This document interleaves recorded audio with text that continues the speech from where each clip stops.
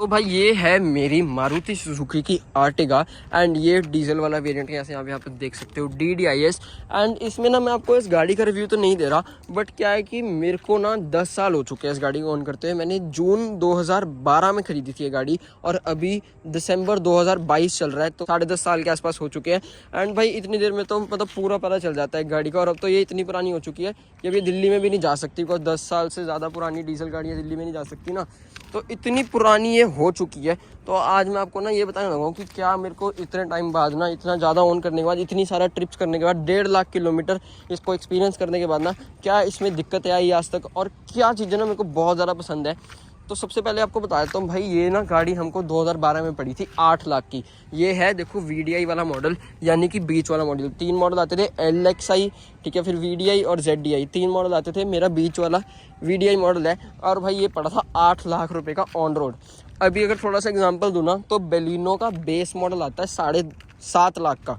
7.5 लाख का बेलिनो का base model आता है ऑन रोड, ठीक है। और वो भाई अब कंपैरिजन देखो ना, ये है 7 सीटर गाड़ी अर्टिगा। अब देख सकते हो कितनी लंबी है, वाइड एंगल में पूरी आती है, ठीक है। एक तो ये 7 सीटर गाड़ी और ऊपर से ये डीजल। वो 7.5 लाख रुपए में भाई 5 सीटर गाड़ी बेलिनो और पेट्रोल ऊपर से।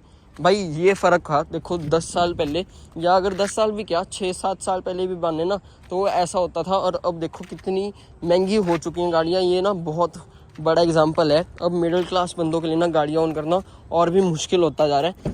जितने लोग ऐसे यूट्यूबर बनते रहते हैं उनको तो आते रहते हैं पैसे, बट भाई सही बात बोल रहा हूँ यार। देखो मैं ऐसे कुछ वो नहीं कर रहा, झूठ वगैरह। तो इस गाड़ी की ना मैं थोड़ी ऐसी चीज़ें बताता हूँ जो मेरे को बहुत ज़्यादा पसंद आई हैं। अब देखो ये वाली गाड़ी को ना हमने 1,43,000 किलोमीटर चला चुका है। अब जब से कोविड आया था ना लास्ट 2-3 साल से, तो और भी कम चली है, बट उससे पहले ज़्यादा चली थी। इसलिए 10 साल में 1.5 लाख किलोमीटर कुछ बहुत ज़्यादा नहीं है, बट हाँ फिर भी काफ़ी ठीक ठाक ये चल चुकी है। अब सबसे पहली जो चीज़ मेरे को इस गाड़ी की बहुत पसंद आती है ना, वो डेफिनेटली भाई स्पेस ही है, क्योंकि 7 सीटर गाड़ी है। हालांकि मैं अगर आपको दिखाऊँ ना, तो हमने इसकी लास्ट रो निकलवा रखी है ताकि एक तो हम ये वूफर रख सके इस गाड़ी के अंदर, और वैसे भी थोड़ी बूट वगैरह की हमको ज़रूरत कभी कभी पड़ती रहती है, तो इसलिए निकलवा रखी है। इतने हमारे काम नहीं आई 7 सीटर। बट हाँ 5 सीटर भी जब 5 लोग इसमें बैठते हैं, मेरी फैमिली में 5 लोग हैं, तो भाई पूरे खुले बैठते हैं, कोई दिक्कत किसी को भी नहीं आती। और सबसे बेस्ट चीज़ दिखाऊँ आपको इस गाड़ी के बारे में, जब यहाँ पीछे आप बैठोगे ना, तो ये देखो AC वेंट। भाई यहाँ पे ये AC वेंट मिलते हैं हर बंदा ना, इधर आपको ये मिल रहे हैं 4 AC वेंट। यहाँ से कंट्रोल भी कर सकते हो, सीधा मुंह पे पड़ती है। मैं सीरियसली बता रहा हूँ, इनोवा, ठीक है, इनोवा में एक तो ये चीज़ आती है और एक इसमें आती है, और ये इतनी बेस्ट चीज़ है ना। मैं हमेशा, अब इसने इतनी गंदी आदत डाल दी है ना, मतलब ऐसी चीज़ें कहते हैं कि आपको पता नहीं होता कि आपको कोई चीज़ चाहिए जब तक आप एक्चुअली उसको एक्सपीरियंस कर ना लो। समझ रहे हो मेरी बात? और ये एक ऐसी चीज़ है, मैं अब कभी ऐसी गाड़ी नहीं खरीद सकता जिसमें सिर्फ यहाँ पे एक AC वेंट हो। हालांकि वो ऑप्शन ज़्यादा आती नहीं है, स्पेशली अगर सेल्टॉस क्रेटा की बात करें तो सब में वहीं पे आता है AC वेंट। बट भाई ये इतनी बेस्ट चीज़ है ना, और इस वजह से तो प्यार है। और दूसरी चीज़ें भाई और बताऊँ आपको,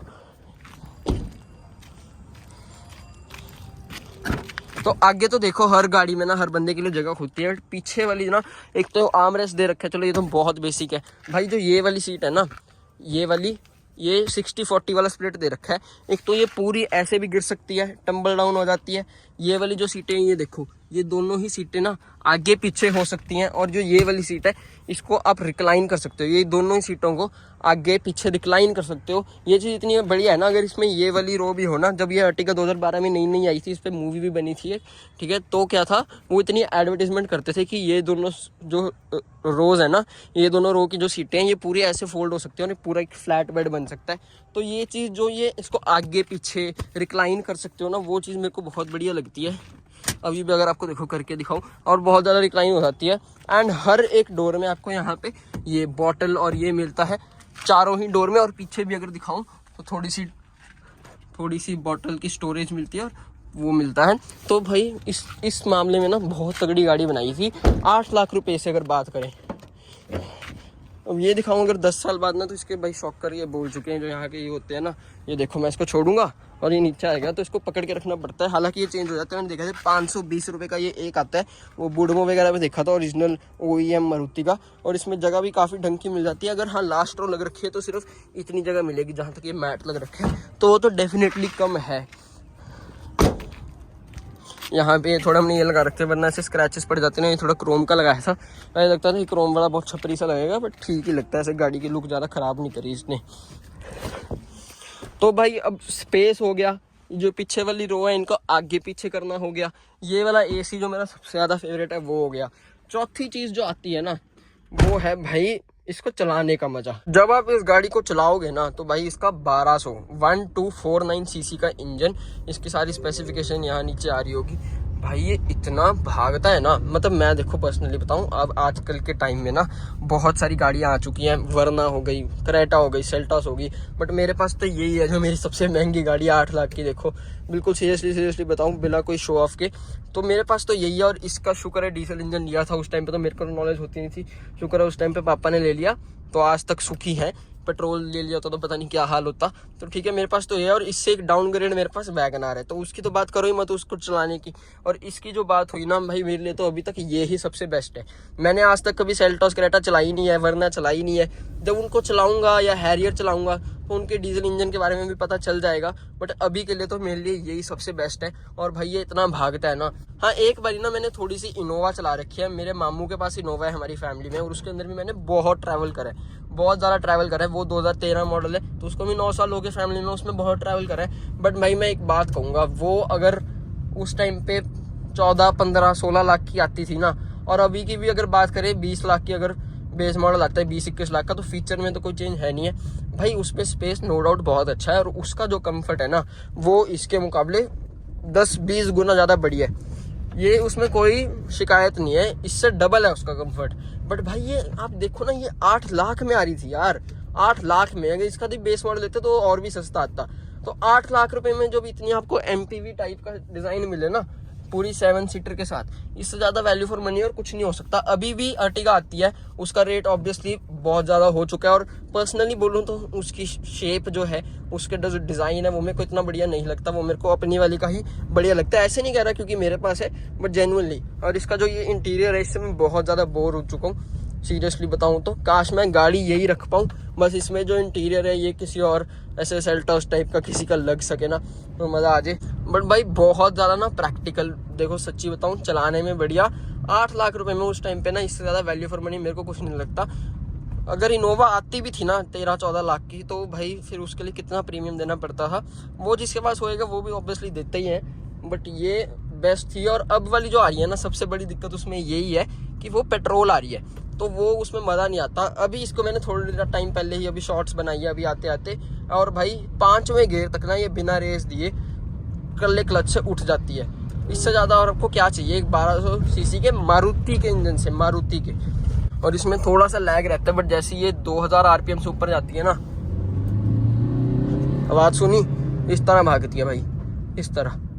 ये चीज़ बहुत बढ़िया है इसकी, ठीक है। इसका जो स्टीयरिंग है ना, ये बार बार मैला सा होता रहता है, इसको हमेशा कॉलिन से साफ़ करना पड़ता है, फिर थोड़े दिन बाद ऐसा हो जाता है। थोड़ी सी अगर इस गाड़ी की दिक्कतों की बात करें ना, तो सबसे पहले ना भाई जो इसकी आगे की 2 सस्पेंशन है ना, आगे वाले सस्पेंशन में कुछ तो चिमटे होते हैं, कुछ ऐसा कुछ होता है, ये मैकेनिक्स वाली लैंग्वेज है, ठीक है। उसमें ना भाई वो चेंज हुए हैं दोनों आगे के, तो आगे सस्पेंशन इसके थोड़े ख़राब हो चुके थे, उसकी वजह से हमने आगे के दोनों टायर भी चेंज कराए, हमें लगा वो ख़राब हो गया है, बट एक्चुअली में आगे की सस्पेंशन में दिक्कत आ गई थी।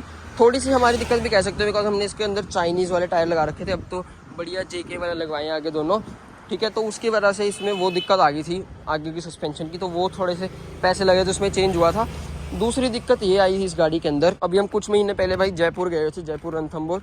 जब वहाँ जयपुर में थे ना भाई, हमने डीजल डलवाया गाड़ी के अंदर फुल टैंक, और उसके बाद जब स्टार्ट करी, स्टार्ट ही नहीं हुई। पहले हमें लगा हमने गलती से शायद पेट्रोल तो नहीं डाल दिया, उस बंदे ने पंगा हो जाएगा, बट वो नहीं था भाई। इसके अंदर जो फ्यूल पंप होता है ना, बेसिकली यहाँ से जब हमने पेट्रोल डाला तो जो वह उसको क्या कहते हैं पावर भेजता है कि वहाँ से पेट्रोल वहाँ तक जाएगा इंजन तक, भाई वो फ्यूल पंप ख़राब हो गया था, और वो फिर 11-12 हज़ार ऐसे कुछ का ठीक हुआ था इस गाड़ी के अंदर। बट ये है कि हाँ, ये वाली दिक्कत है ना 10 साल बाद आई है, तो भाई मतलब देखो ऐसा है कि आई दिक्कतें, बट 10 साल बाद आई, हमें इस चीज़ की खुशी है। और कोई भी दिक्कत नहीं है गाड़ी के अंदर, टचवुड, और कभी आए भी ना, तो मेरा प्लान है भाई इसको हमेशा के लिए रखने का, चाहे इसको एक विंटेज गाड़ी बना के रखें, जब तक नहीं और कोई खरीदे तब तक तो है ही है, उसके बाद भी मेरा तो कभी बेचने का प्लान नहीं है। काश अगर मेरे हाथ में मतलब ये डिसीजन हो, मैं इसको कभी ना बेचूं और हमेशा रखूं। इतनी प्यारी गाड़ी लगती है ना मेरे को, मतलब भाई इससे ज़्यादा वैल्यू फॉर मनी गाड़ी कोई भी नहीं है, पीरियड। आज के टाइम का जो मैंने आपको एग्जांपल दिया है ना, बेलिनो आती है 7.5 लाख के अंदर बेस मॉडल, उससे कई ज़्यादा बेटर ये है। देखो इसके अंदर भी सारे वो इलेक्ट्रॉनिक एडजस्टमेंट, ORVMs की, फोल्ड नहीं होते, चारों पावर विंडोज़, ठीक है, ऑटो वाली, ये सब आता ही है। और इसके अंदर हमने ये लगवाया था, ये भी तब से लग रखा है, अभी तक बढ़िया चल रहा है। पायोनियर का पीछे वूफर लगवाया है, सब कुछ बहुत बढ़िया। हाँ, पीछे इसमें ना रियर वाइपर डिफॉगर वो नहीं आता, वो थोड़ा बुरा लगता है, बाकी सब बढ़िया है। और वो चीज़ पता है कहाँ पूरी हो जाती है, जब यहाँ पे वो AC दे देते हैं ना, तो और कोई कंपनी यहाँ नहीं देती।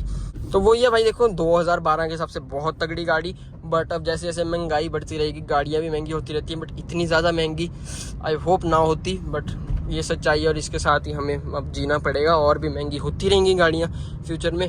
तो कैसे देखिए, आपको ये गाड़ी मेरे को ज़रूर बताना। और मेरा इस ओनरशिप रिव्यू इसके साथ भाई, वेरी लो मेंटेनेंस कार और बहुत ज़्यादा सुख देने वाली गाड़ी है ये। मैं मिलता हूँ नेक्स्ट वीडियो में। Till then bye bye, take care, stay safe, have fun, bye bye.